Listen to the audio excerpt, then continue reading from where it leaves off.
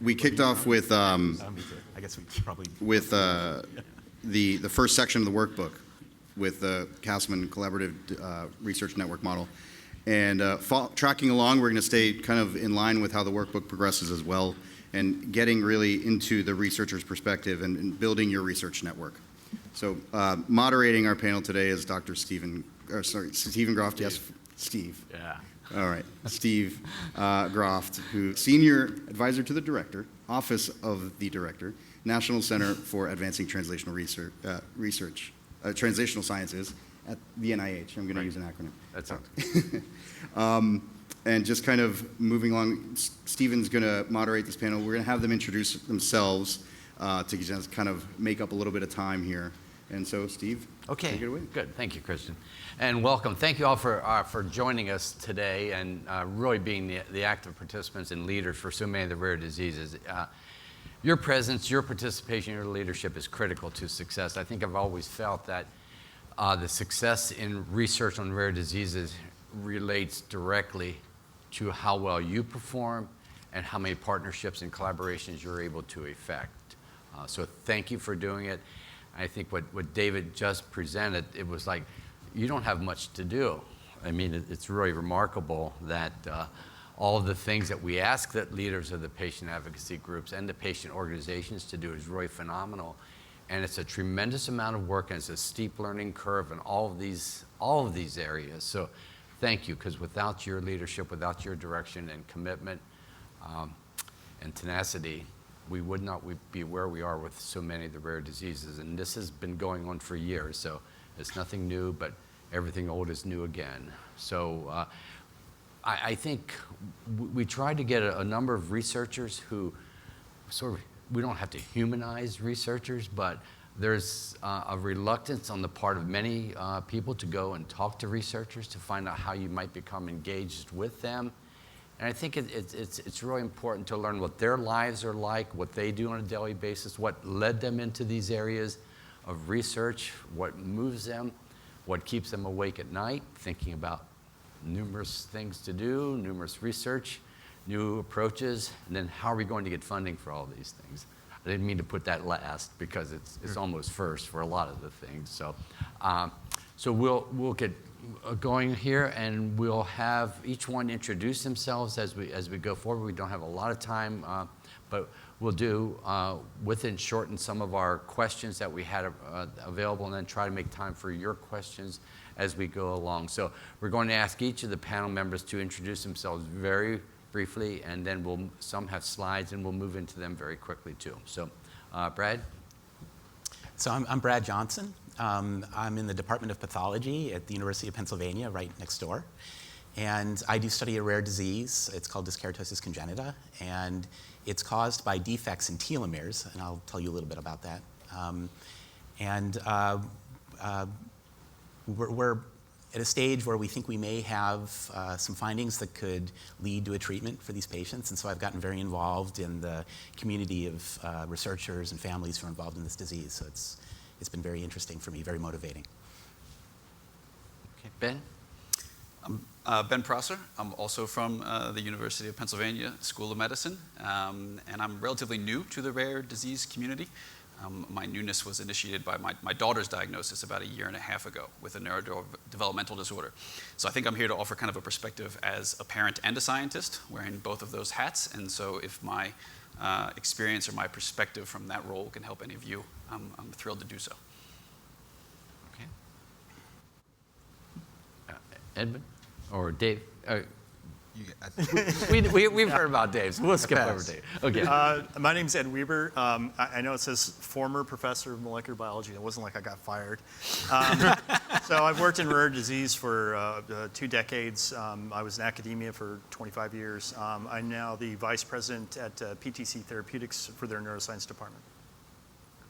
Great. And Liz?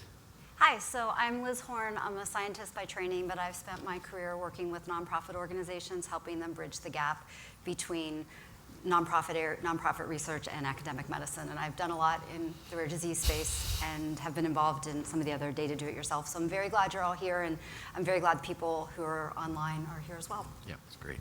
Thank you, Liz. So Who has slides? We're going to have a few. Brad, you'll start? Okay, we have some slides. However you would like to stand or sit, you can stay however you like. All right, so as I mentioned, we're studying a rare disease called dyskeratosis congenita.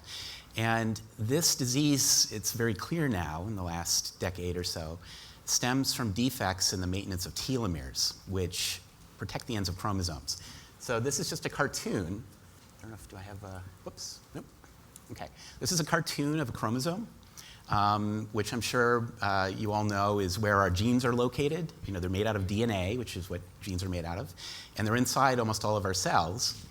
And one thing you may not appreciate is that each chromosome is one long strand of DNA that's kind of packed up tightly, okay?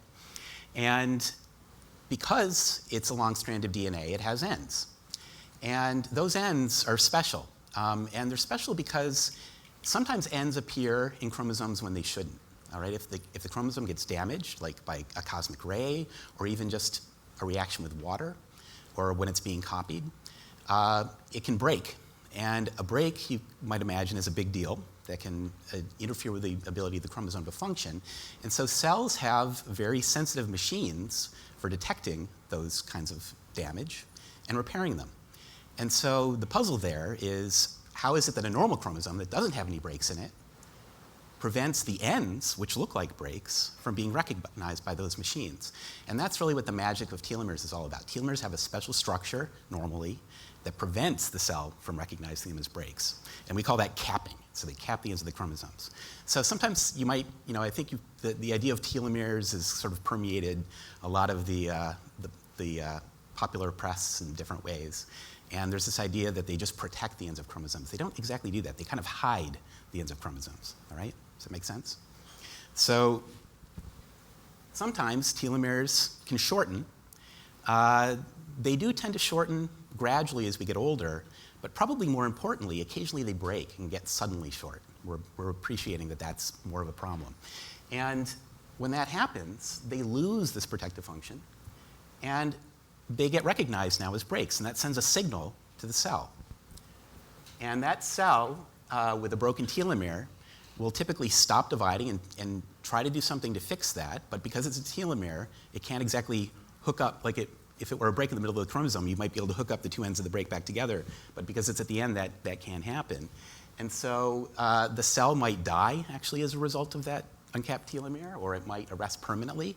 And it turns out that that tends to happen in cells that are on their way to forming cancers, more than in normal cells. And this is actually an intentional program that we've evolved that protects us from cancer. This is a way to stop cancer. So this is actually a good thing overall, but it can have a downside too, and it can contribute to degenerative pathology in tissues, the inability of tissues to maintain themselves.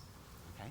And one example of a disease that we now know is caused by telomere defects is pulmonary fibrosis. It's also a rare disease, but it affects the elderly primarily, and it's basically caused by scarring in the lung, which prevents the exchange of gas, and that's something we're studying now.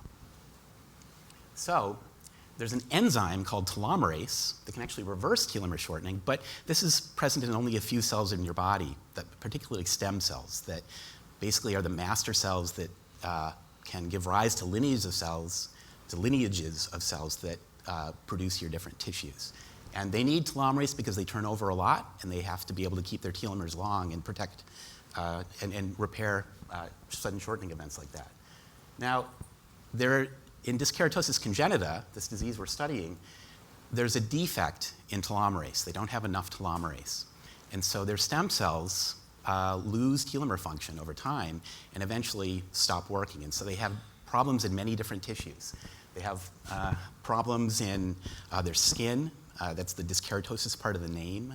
That was the first thing that was noticed. But also they have pulmonary fibrosis in the lungs. They have scarring in the liver leading to cirrhosis. They have problems in their intestines. And they also have bone marrow failure. So they can't make enough blood. Their immune system has problems.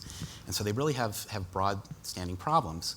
And my lab and other labs have found that there is an interaction between the function of telomeres and a signaling pathway called the Wnt pathway. The details there aren't important, but it turns out that the cells in your body are all talking to each other all the time, all right? The Wnt pathway is one of the ways that cells talk to each other, and they have to talk to each other to organize things like tissues and perform their functions properly. So it turns out when telomeres become dysfunctional, that interferes with Wnt signaling. There's normally a positive feedback loop. Telomeres are functional, Wnt is on.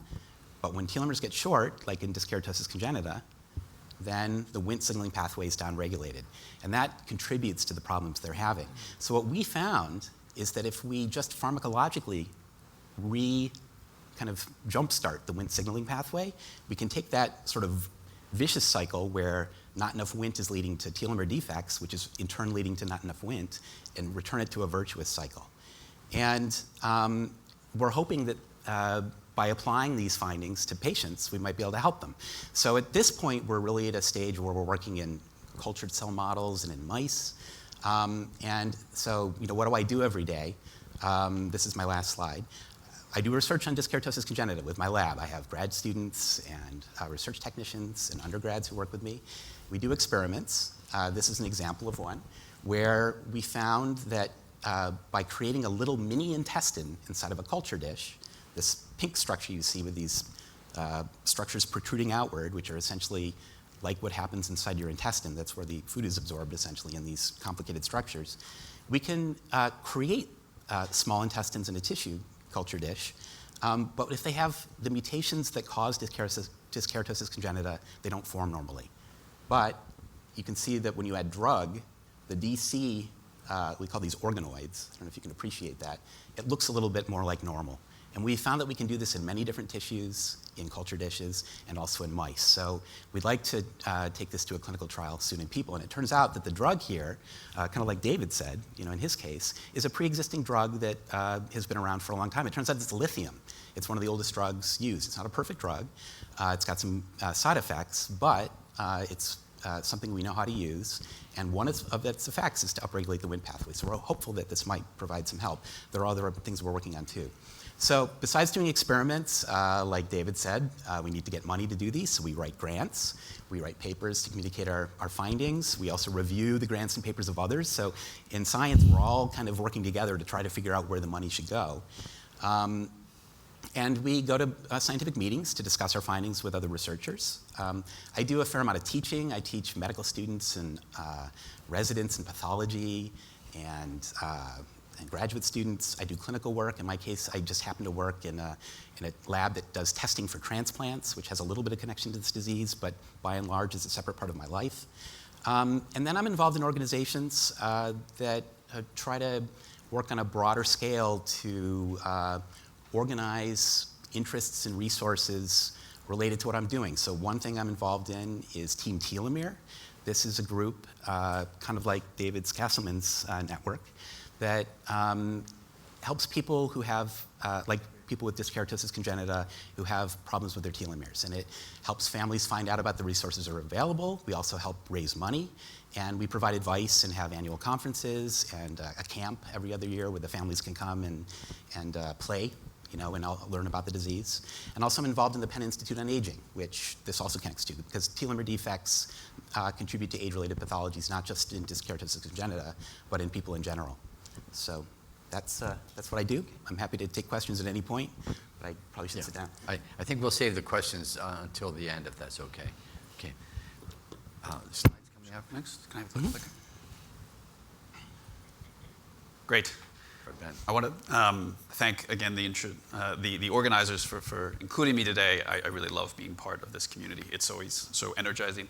This looks like a fancy clicker. Yeah, just 2 buttons. Okay, so it's really a pleasure to be here with you guys today, and I want to talk a little bit about the kind of work that we're doing in my lab, where we're trying to develop sort of a novel therapeutic strategy targeting what are known as microRNAs that I'll briefly introduce, to restore gene expression in diseases that arise from the loss of expression or the loss of function of a single gene.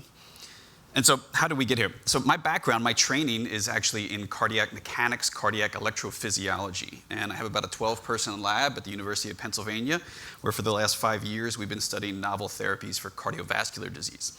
And of course, cardiovascular disease is not a rare disease. It's the exact opposite of that, right? It's the #1 killer of humans everywhere. And so how am I here? And well, that is because of a very sharp change in our research trajectory in our life trajectory about a year and a half ago when my daughter Lucy was born. Lucy quickly suffered from seizures shortly after birth and was diagnosed through genetic testing with a rare and pretty severe neurodevelopmental disorder that results from a mutation in a gene called STXBP1. And so you can see Lucy here in the picture on the left rocking her EEG turban. The second picture is actually my favorite because I think that's pretty reflective of Lucy on most days. She is a happy kid. She had a really rough first 8 months of life in and out of the hospital, but with some new dietary regimens, some new therapeutic regimens, some things that were hiding in plain sight, we really got her seizures under control, and she is overall a happy kid. Except for when she's doing aquatic therapy, you can see that facial expression in the middle picture. She hates aquatic therapy. And then on the right is Lucy's cheering squad, her mom and her dad and her big brother. And so a lot of what we spend our time doing now is, like many of you, trying to raise money for research into this rare disease. And so I'll speak for just a moment on Lucy's genetics. So the disease mechanism for most of these kids with this disorder is a de novo mutation, so they didn't inherit it from mom or dad, it's spontaneous, and a loss of function mutation, or haploinsufficiency of this gene STXBP1. And indeed, Lucy has a splice site mutation that causes a loss of function of this gene. And so very quickly, I started thinking about, okay, what are some general strategies? How do we correct for a loss of function mutation? How can I do something to help here? For any of the parents in the room, you know the worst part of this is that feeling of helplessness, that you can't do something. And so for my own therapy, we had to do something.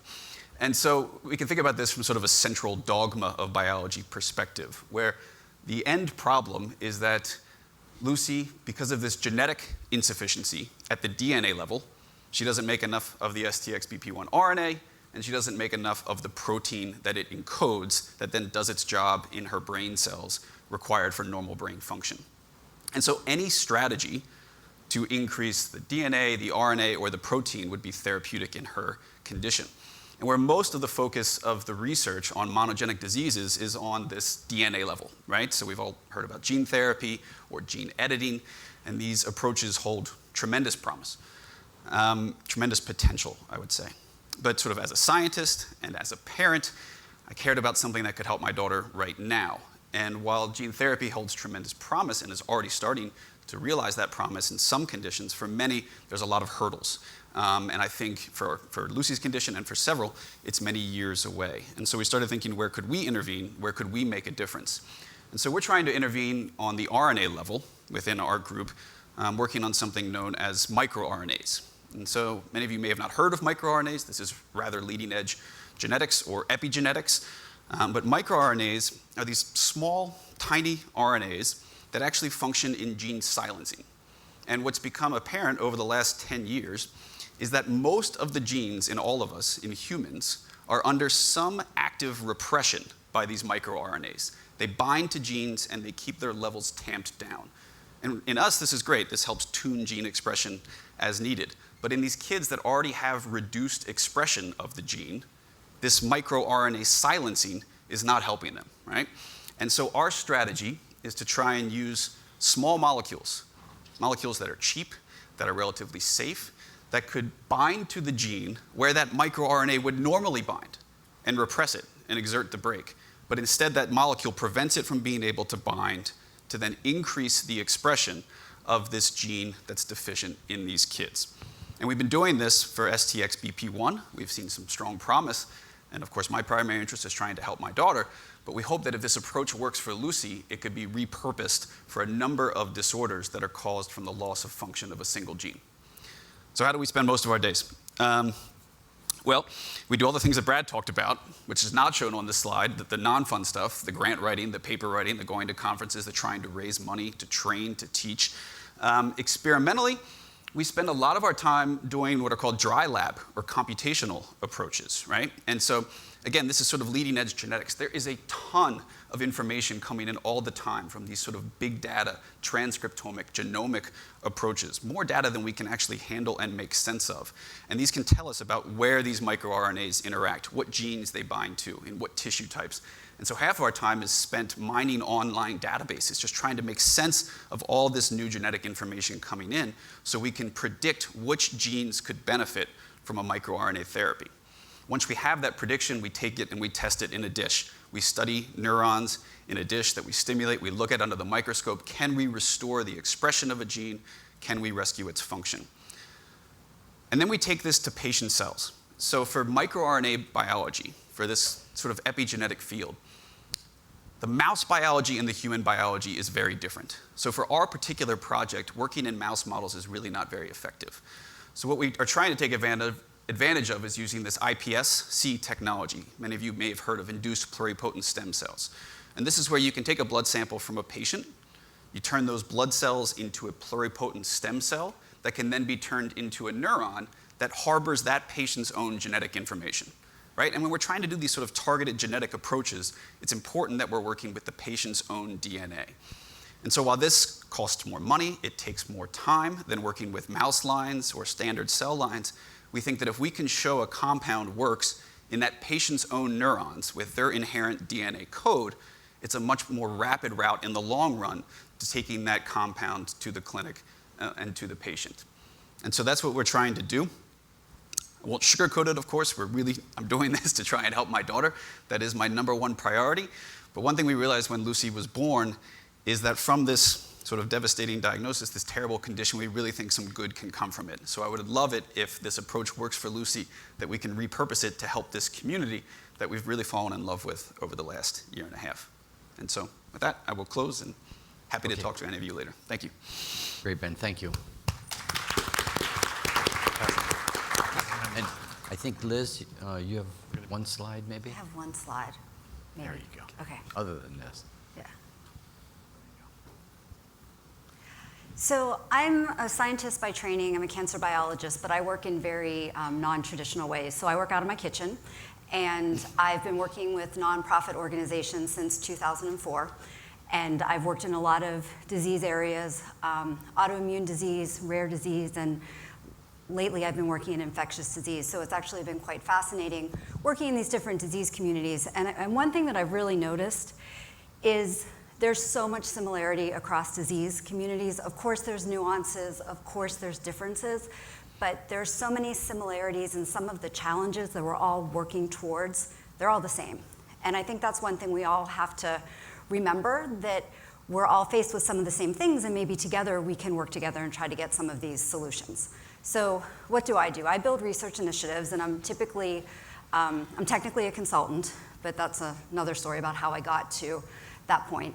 And I work for myself, but I spend my days, depending on the projects I'm working on, doing a variety of things. So building grant programs, executing peer review, working with researchers to do the peer review, both for grants, for funding, as well as for samples. Consensus exercises about how do you get people on the same page, especially people with different views. And everyone has an opinion, and that's part of what makes science great, but how do you find out where are the commonalities, where are the things that are a little bit different but are important, and where are the real outliers? I've done a lot of work in registries and surveys, sample collection and distribution. I do a lot of work in biobanking. And I spend a lot of time on governance, and I think as we do all these projects, we don't spend enough time thinking about who makes decisions, and that's really, really important. I mean, even think about your own household. Who makes decisions? Who's the decision maker? Who decides what we have for dinner? Who decides where do we go on Saturday to have some fun? Those are really important in research collaborations, and as we're building these networks, you can never spend too much time on governance.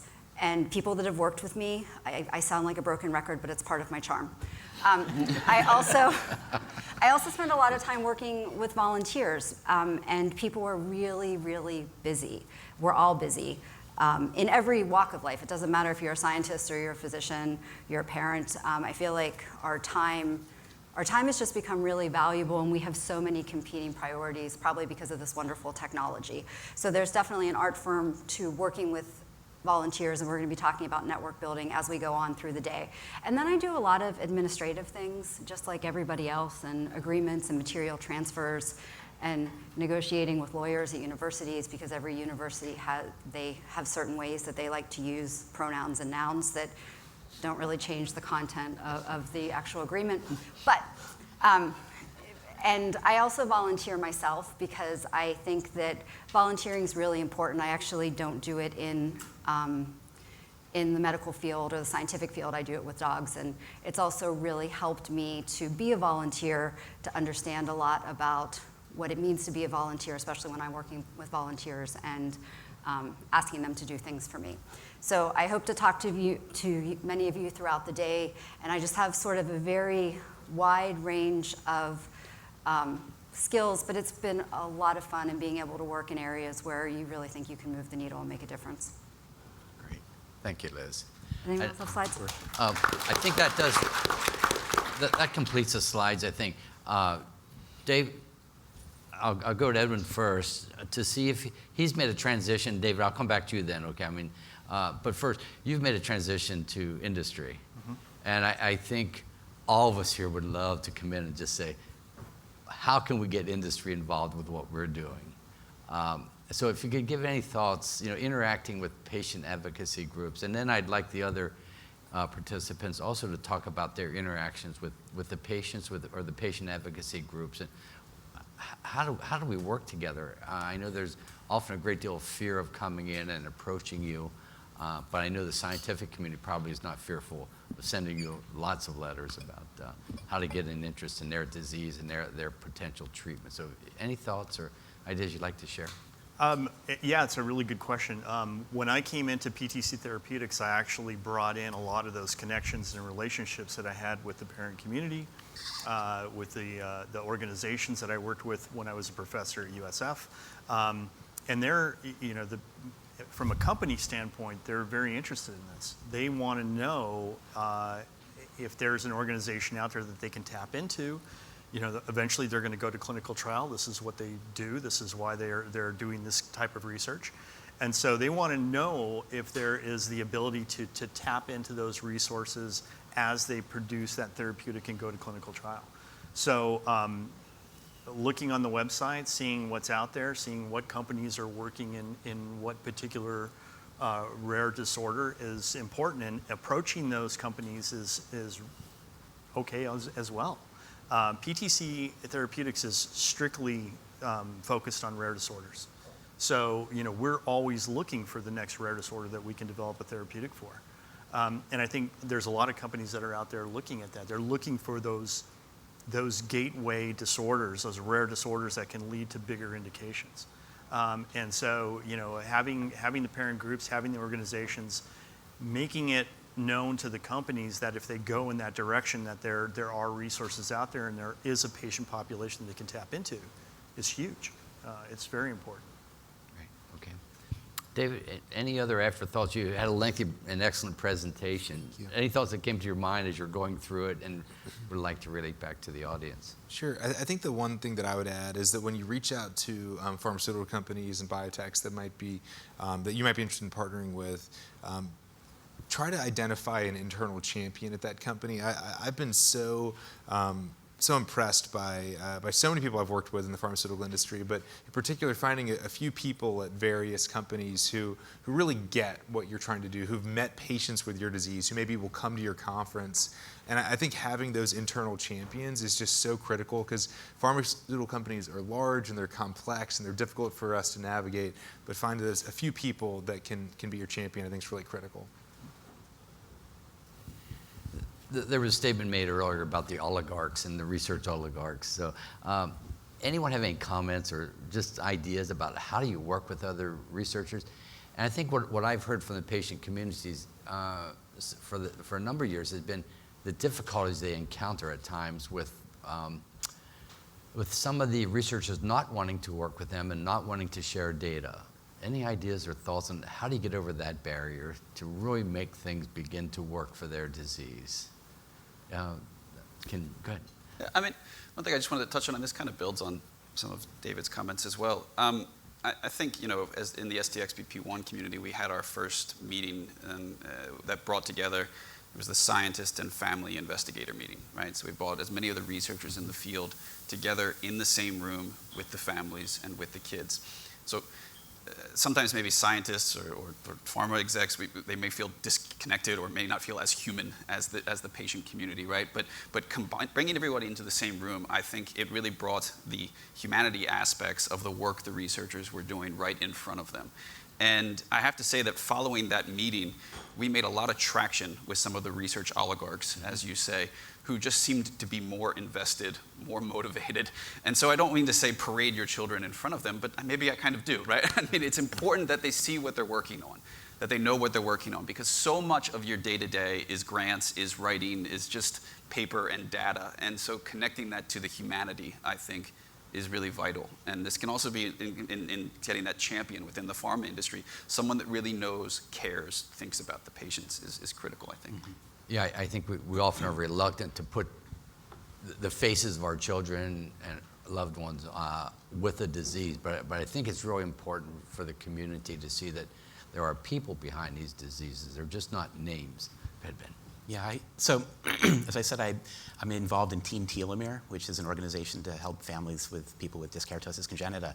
And for me, so how I got involved was that Bruce Friedman, who had a son with this disease who died, unfortunately, several years ago, was in the finance department at Penn, and he reached out to me.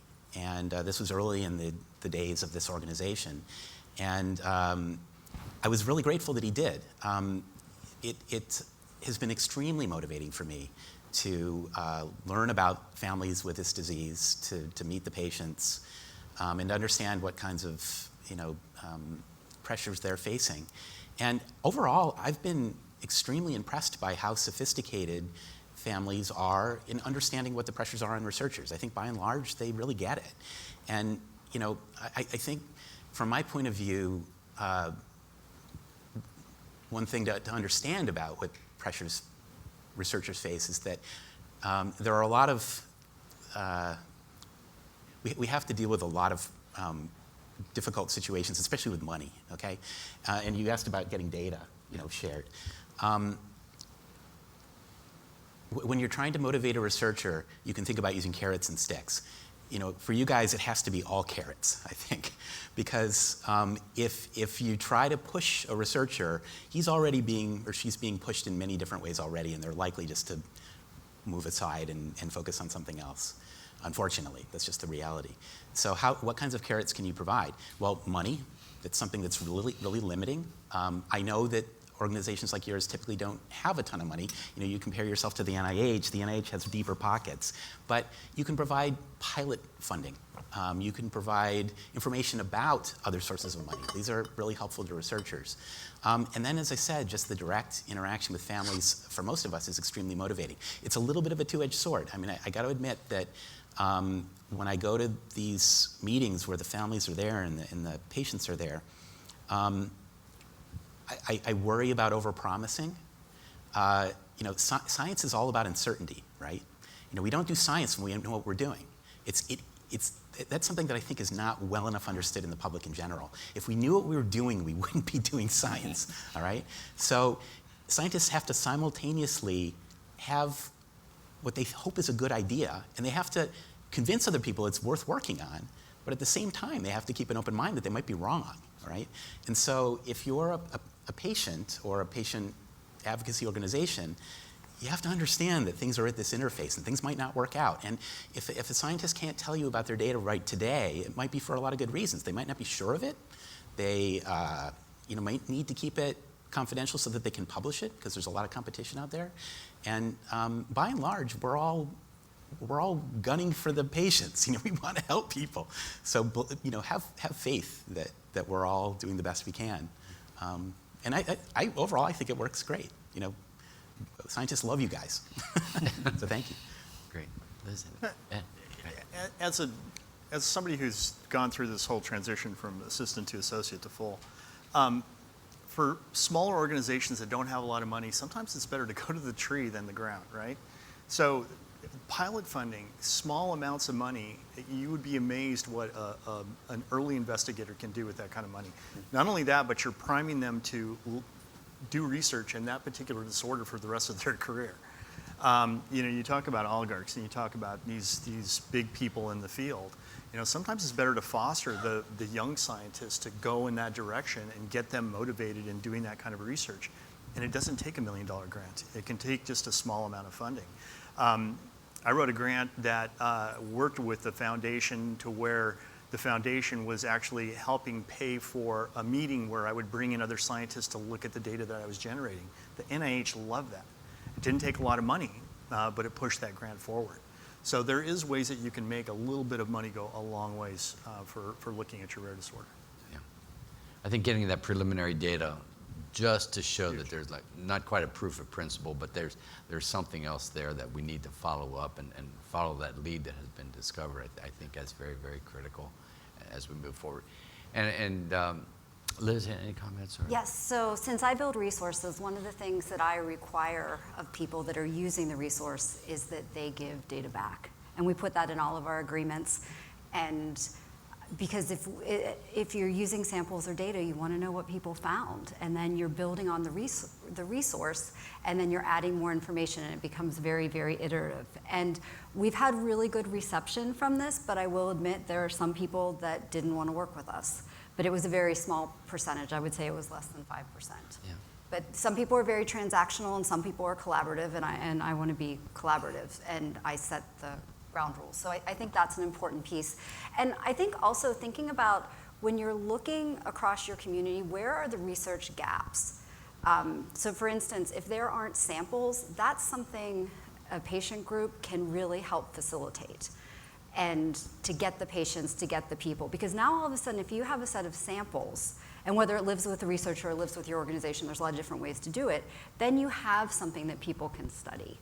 And I think that if there are tools, I was really impressed with kind of your analysis about what's missing, and I think in your 8 steps, but part of it is what tools are missing in our disease? What do we need to build? And and sometimes you can fund a pilot to have a specific researcher build it or help them.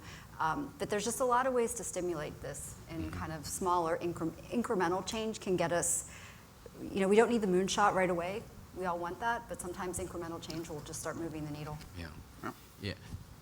Other comments? No, I just wanted to echo, I think, both of these comments, because I think they're really strong comments. I mean, and this is from our own personal experience, right? We received a $20,000 seed grant, which in reality, $20,000 is about 1 week of our lab's operating budget. But it has now transformed into a $500,000 grant just based on that small infusion of seed money. And so I'm at that stage, again, where the young team, highly motivated, if you can find those kinds of investigators or these people that are developing tools that have the possibility to kind of exponentially grow in the field, that can be a very smart investment from a foundation that has a limited amount of funding. Yeah. Well, you've heard the personal experiences of why individuals have gotten into the research, the areas of research that they've moved into. I think what we see with many of the young investigators, they may be the only investigators in the world. And if you give them the energy, you give them the resources, they become the world's expert. They grow their teams, they grow worldwide. So that's why I think it is important. Get the younger investigators or some of the older ones who may be looking for additional challenges to carry them through their career. There are just so many opportunities that we have to answer. It's truly phenomenal. One of the major priorities for a young investigator is to establish their own independent niche, right? And this is very challenging, getting into a massive disease space, cancer, cardiovascular disease, something like that. But in a rare disease community, they have that opportunity to establish themselves as the world expert. And so that's a great area to invest in. And I think meeting patients and families is really critical. So if you think about a young investigator, a lot of people just spend a lot of time with cells, test tubes, and mice. And so they don't really interact with people and just because they don't see patients. So actually giving them the opportunity to see people that are impacted, I think can be really, really meaningful for them. There used to be a pretty bright line between basic, clinical, and we weren't really doing translational years ago. I think some of those lines have been dimmed a little bit. Any comments? I mean, what I've been impressed at really has been the number of basic researchers that we call basic researchers, how once their discoveries come out, they don't want to stop. They want to make that transition over either to translational research, making sure that something happens in the clinic, that we take their discoveries, move them to possible intervention. So any thoughts on basic clinical translational research and how to move forward? Go ahead, sure. So actually, when I think Pam and Frida were talking to me on the phone about whether I'd be involved in this conference, they asked me if I was a translational researcher, and I said, I'm not sure. I think so. And I was trying to come up with a definition of what that is. And from my point of view, it's really just a researcher who's aiming at doing something that might help. And you may be at different stages along that path. But as long as you're aimed in that direction, I think it counts. And historically, I've been a very basic scientist, I'd say. I worked in yeast cells. I was doing biochemistry. I was really just kind of interested in little puzzles and things, frankly. As I said, I've gotten very interested now in this disease. But one of the things about bridging the gap is that it's potentially pretty daunting. It's unlikely that any one scientist has the skill set needed and knowledge base, to really go all the way from basic to clinical. And so we have to work in teams. And so organizations like yours are wonderful for fostering that. And big institutions, help with that too. Penn is a very nice place for doing translational research. There are people who are just motivated by that concept. And so it is a relatively new thing, and it does require new tools to make it work. And we are seeing an expansion of translational research centers and an emphasis on taking those discoveries in the laboratory and moving them forward. Yeah. As we say, bench to bedside, or bench to bedside and back to the bench often with the things that we find at the bedside. So still a lot of lack of understanding of the diseases and the basic biology. That's pretty good. So we have about 14 minutes, so just a couple more questions. What are the major barriers you find of working to you as scientists, as clinicians? Are we addressing the barriers properly, or what do you feel? The things that keep you awake at night, worrying about how are we going to do this, how are we going to do that, are there sufficient biospecimen samples, are there sufficient number of patients, things we've heard about in the rare disease. I think what we've pretty much shown over the years is the fears of people not being able to do research have really been negated. We now have many types of research networks that we can gain access to patients. We have a very active patient community who are organized.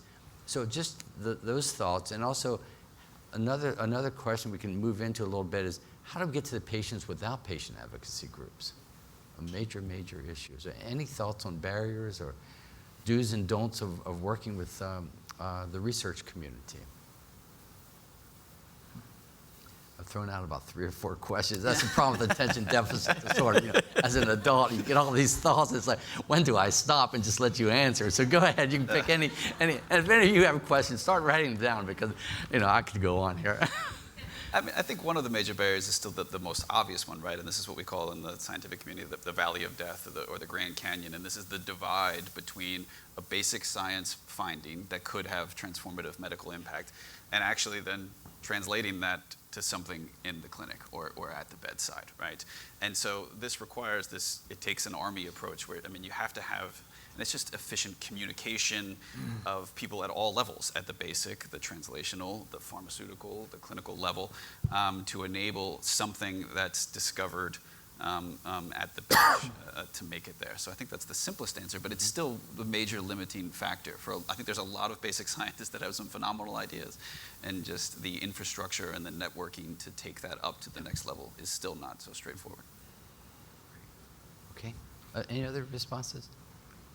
I think that I totally agree with Ben. I think that, I mentioned earlier, it's money to these researchers, it's samples, it's data, and motivation, inspiration. I think those are the 4 things that all of us in the rare disease community can provide, and they're not necessarily every time going to help bridge that gap, but they're, I think, the 4 things that we can do really well. And I think the other thing I would say is that we as researchers are talking about kind of like we come up with plans for what we're going to research in our lab. We decide what we're going to do, how we're going to put resources towards that.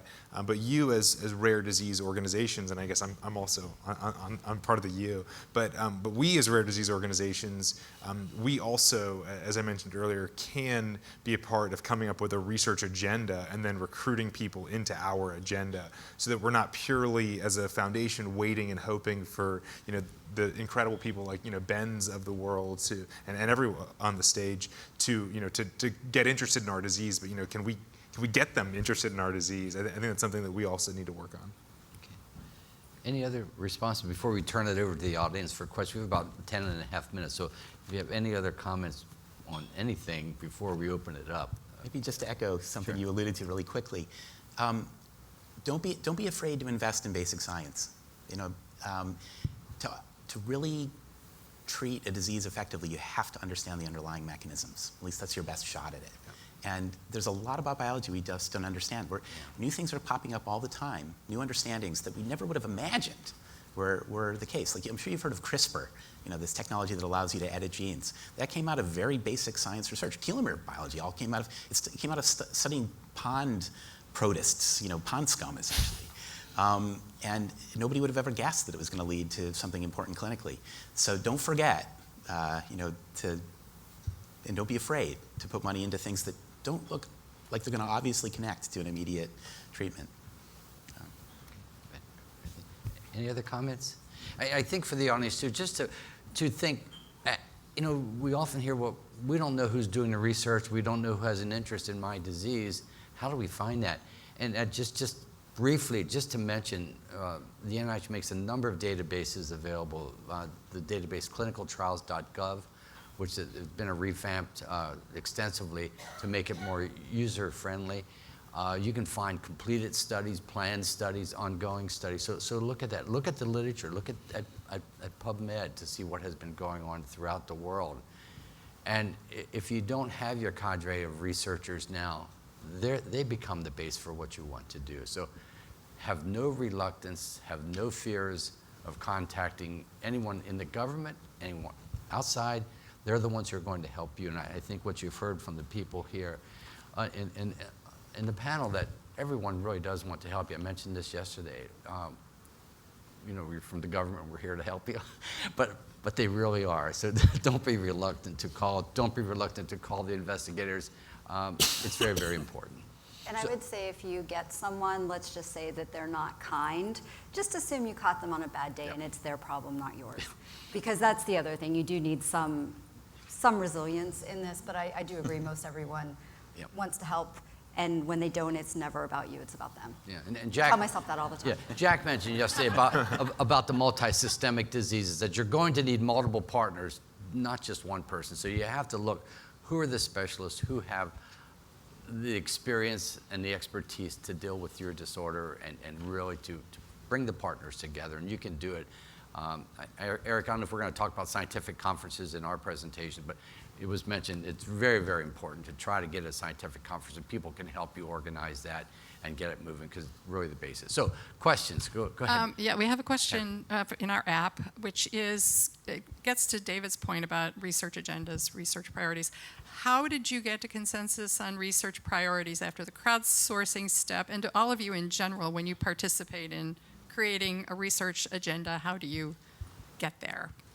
Yeah, so I'll just mention in the Castleman space, it wasn't easy. We got 60 different ideas for research studies when we did our first round of crowdsourcing, and to get from 60 down to like any sort of manageable number wasn't easy, and especially prioritizing it wasn't easy. But we tried our best. We got together the 32 best minds in Castleman disease, and we worked to prioritize it down, and we came up with what we think is our best order. And when we had no money, you really wanted to know what the first study is, because that's the only study you could fund. But as we raised more money, we could start moving down that list. So even if number 5 was actually more important than number 1, we eventually got to number 5. So I think you just want to get your list, you want to get the right people together, and then you try your best to prioritize that list and start making it happen. I can speak on this a little bit from our experience. Within the STXBP1 community, again, I mentioned we had this meeting where we had about 50 scientists and clinicians. They had one day of research talks. We had breakout sessions at the end of the day where we identified our top basic, translational, and clinical priorities. That data was then presented to the families the following day, where they could add their insight on what they consider top priorities, what level of risk they were willing to assume. And from that combined information from the scientist and the family and clinician perspective, that's how we streamlined our top priority list of projects to fund moving forward. And while it's just an N of 1 example, I think it was an effective use of our time. Thank you. Do you have a question from the audience here? Yes, hi. Yolande Dupont from PVNH Support and Awareness. I'm here. We're a neurological disorder in nature, but multisystemic. We just talked about a few minutes ago, and we don't collect sample. I'm a one-woman show. I want to know more what you think about how I can go about getting our different specialists for each one of the subsets of symptoms about working together when we collect samples, when we collect data. So, because we're now getting into that really needed space where they need to collaborate better together.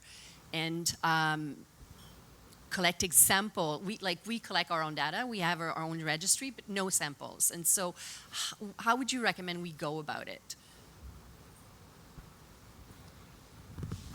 So I'll address this question. So I work directly with the Foundation for Angelman Syndrome Therapeutics to look at Angelman syndrome specifically. I'm going to talk about this later on, but it came very clear that just from my biochemical perspective was not the way to look at the limited amount of resources that they had. The foundation worked with me to identify other researchers that wanted to share data in real time, share samples, share animals, share tissue. And what it did was the foundation brought it together and made all of our research more efficient, and we could share data in real time, which is, you can see the advantage to that. So have the foundation, have you be the catalyst to get all these people together in a room and say, where is the synergy, where is the collaboration, and how can we do this as efficiently as possible? Like I said before, it's amazing how far you can take a little bit of money. And especially if you're doing something like one person is generating the animals and paying all those per diem costs, but sending that tissue out to 5 other investigators, or sharing those samples. It reduces the cost of research for all of them as well. So you be the catalyst. You identify those people. They know each other. They've been at conferences, know who's friendly, know who wants to collaborate. They'll come together. They really will. And then find a champion within that small group, because there's some people are just inherently collaborative and some people aren't. So you're going to need someone that's on the same page as you are that can help support that. And sometimes when people aren't collaborative, you just need to find new people that are, because there are a lot of people that could fit into some of these different areas. Question? I have, yes, I have a question. Okay, Jack. This is mainly an observation, but there's a question there. From my experience, I found it somewhat easier to establish a clinical network and clinical research, and more difficult to establish interest scientists in our disease. My observation is that it's easier to establish a clinical network because there's revenue involved. Patients go to a clinic. So somebody, and most of our patients are seen in an academic institution, academic clinics. And so they have a revenue stream in the clinic that helps them sustain their position there. Whereas a young scientist, we have young scientists who have been told by their institution, why are you studying a rare disease? It's very good. It's going to be very hard for you to bring money into the institution and sustain your faculty position. So I don't know if you have a comment about that, but that's something that we've experienced. I think maybe David touched on this a little bit too. It's not always necessarily finding the scientist that is solely focused on that particular rare disease, but maybe finding a scientist that has a technique or has an approach that is a little bit more generalizable, that may be a little bit more attractive to their university. And maybe they haven't even heard of your rare disease yet, right? But their strategy, their therapy, their disease context that they look at could be repurposed.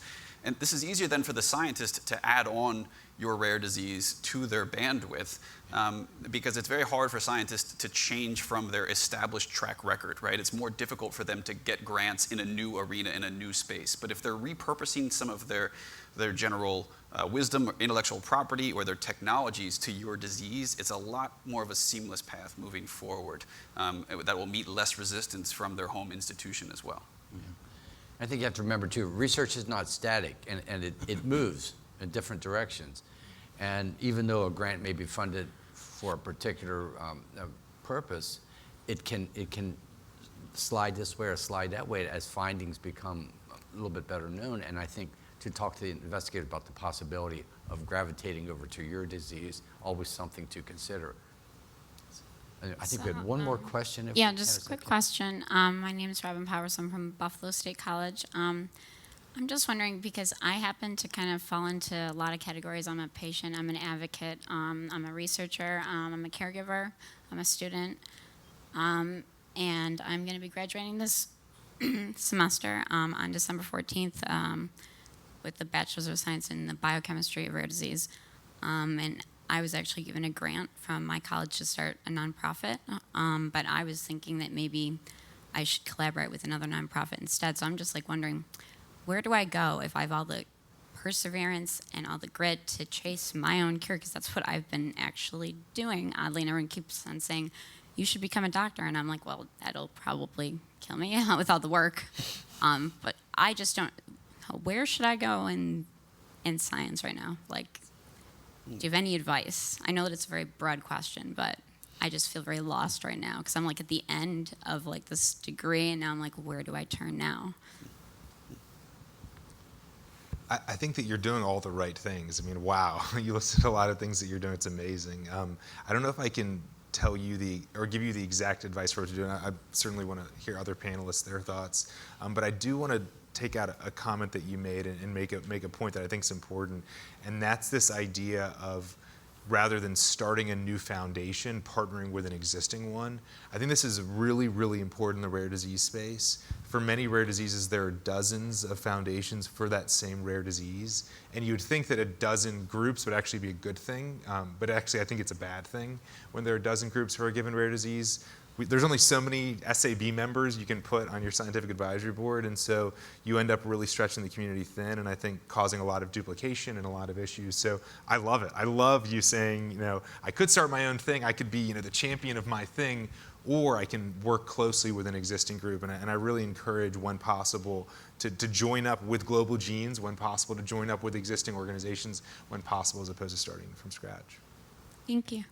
And I would just add on really quickly that it's always hard when you graduate, because up until that point, you always knew what you were going to do, and you knew what you were going to do every September. Then all of a sudden, you're like, oh no, what do I do now? So don't fear it. It happens to all of us. And you're blazing your own trail, which is wonderful and exciting. And Louis Pasteur said, chance favors the prepared mind.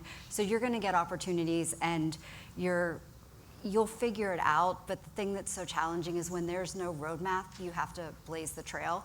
And I would echo something David said.